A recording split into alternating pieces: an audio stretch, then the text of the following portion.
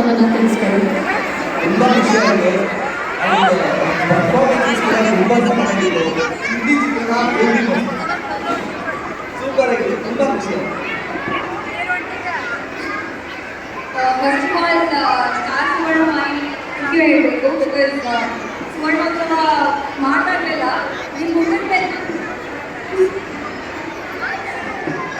ನಿಮ್ಮೆಲ್ಲರ ಮುಗಿದ ಮೇಲೆ ಕಾಣಿಸೋ ಖುಷಿ ಇದೆಯಲ್ಲ, ನಮ್ಮ ವೆಲ್ಕಮ್ ಮಾಡೋ ಖುಷಿ ಇದೆಯಲ್ಲ, ಅದರಿಂದ ನಮಗೆ ತುಂಬ ಖುಷಿ ಆಗುತ್ತೆ, ನಮಗೆ ಎಂಕರೇಜ್ಮೆಂಟ್ ಸಿಗುತ್ತೆ. ಅದರಲ್ಲಿ ಇಲ್ಲಿ ಬಂದು ನನಗೆ ನನ್ನ ತಂದೆ ಆಶೀರ್ವಾದ ಸಿಗ್ತಾನೆ ನಮಗೆ ಫೀಲು.